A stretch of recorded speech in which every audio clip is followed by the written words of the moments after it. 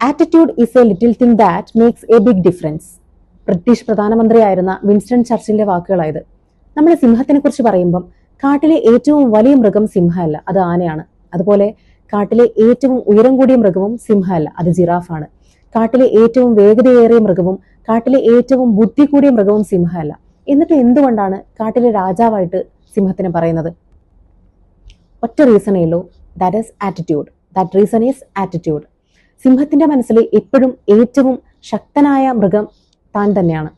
ഒരിക്കല് റൊണാൾഡോയെ ഒരാൾ ഇന്റർവ്യൂ ചെയ്യുന്ന സമയത്ത് അദ്ദേഹത്തിനോട് ചോദിക്കുന്നുണ്ട്, താങ്കളാണോ അതോ മെസ്സി ആണോ ഏറ്റവും നല്ല കളിക്കാരെന്ന്. അദ്ദേഹം ഉറച്ചു പറയുന്നുണ്ട്, അതെ ഞാൻ തന്നെയാണ് ഏറ്റവും നല്ല കളിക്കാരെന്ന്. അദ്ദേഹത്തിന്റെ മനോഭാവമാണത്. അതുപോലെ പരുന്തുകളെ കുറിച്ച് പറയുന്ന സമയത്ത് എല്ലാ പക്ഷികളും കോരിച്ചൊരിയുന്ന പേമാരിയിൽ ആ മഴയത്ത് സംരക്ഷണം തേടിയിട്ട് പല കൂടുകളിലായിട്ട് പോകുന്ന സമയത്ത്, കൂടുകളിൽ സംരക്ഷണം തേടി പോകുന്ന സമയത്ത് പരുന്തുകൾ മാത്രമാണ് മേഘത്തിന്റെ മുകളിലൂടെ മഴയെ അതിജീവിക്കുന്നത്. Your attitude determines your altitude.